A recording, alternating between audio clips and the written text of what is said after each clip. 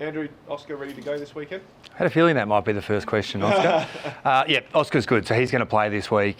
Trained today. Great to have him back in our team. Yeah, he's doing really well. We gave him a few days off last week, as we mentioned. Clearly didn't play last weekend's game. But yeah, he's really good. His knee's in a good space. His body's in a good space. And we can't wait for him to be back this week. If his body's in a good space, how does he go after a few days off mentally? Does he feel refreshed and ready to go? Yeah, he's good. Yeah, he's really excited. He's been good around the club this week. He was speaking up in our meetings this morning, as we expect from our leaders, and yeah, he's good to go. I think there'll be a bit of, I guess, tension, given that it is against Hawthorn and events that have transpired over the past couple of weeks. It's funny. I think the players, once they start the field, they don't care about that stuff. They just play against whoever they're playing against. So, look, I understand it's a story that we're playing the Hawks this week, and one of our premiership players, Tom Barrass, now plays for the Hawks. So that's the landscape of AFL footy, though. There's every team in the league has players that change clubs. So, look, we understand it, but I think once the players start, there won't be much to it. Oscar's knee's going to be a problem moving forward. Could we see more regular rests?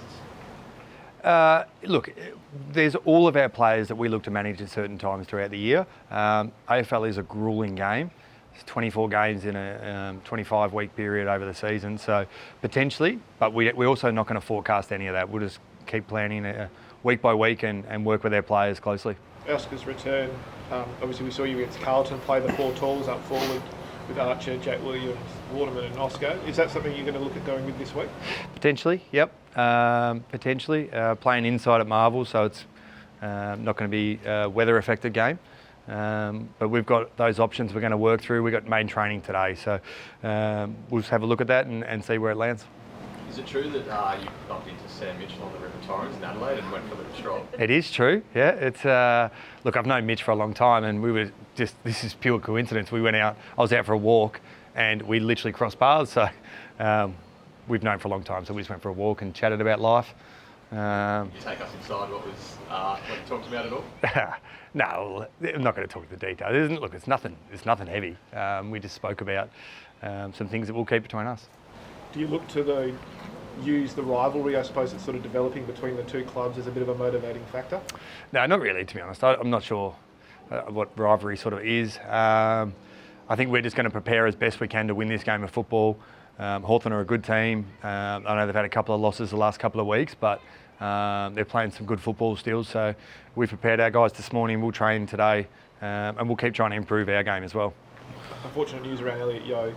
It looks like he's going to be set back a little bit longer. How's he tracking, and how do you expect him to be back at any stage this season at the moment? Oh yeah, we do for sure. Yeah, look, he'll see a specialist next week. It hasn't been able to progress as much as we'd like, but yeah, I sort of probably can't comment too much further.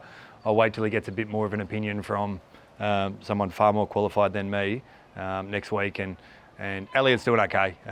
It's frustrating for him, it's frustrating for us, but it's the nature of the beast. You've spoken about trying to get your team balanced right. It looked like at the centre bounces and even the clearances, it looked a little bit more balanced with Hewitt and Harley, Graham, the guys you had through there on Friday night. Are you looking to stick with that sort of similar formula this week? It's a work in progress for us, there's no question. We're not exactly sure how it'll land this week. There'll be some similarities to last week. Clearly Elijah played a great game of football. Jack Hutchison played a lot of centre bounce last week. Harley played some centre bounce. Tim Kelly played a lot of centre bounce last week. So we'll keep working through what our best mix is within there and trying to land that. It is a work in progress, clearly, with the numbers that we're getting in that space. But I think it was a step in the right direction last week. You mentioned the Hawks have lost the last couple. Have you been able to identify some sort of key areas to exploit? Every team you find gaps in their game, every opposition. Like, I think the Hawks have played two pretty good teams also in the last few weeks, so we acknowledge that. But yeah, there's areas we find every week that we think we can exploit in opposition, and there's areas of their games that we need to manage. So probably won't go into the detail of what that is at the Hawks, but there's certainly some things we've encouraged our players to go after. There's a few different games this weekend over in Melbourne, the Young Guns game, and I know you probably won't get to the under-18s game on Sunday, but is this where you start looking at players for the mid-season draft as well? Yeah, so we've got a team looking after that for sure. As soon as games start this season, we're going to have a pick, at least one, in this mid-year draft. So yeah, we've got a team looking at that, and I'm sure they'll be looking at all those games this weekend. With the matchups wise, those small forwards are pretty handy. Looks like Ginnivan might come back as well. Do you look at maybe bringing a Tom Cole back? He played pretty well in the Waffle at the weekend.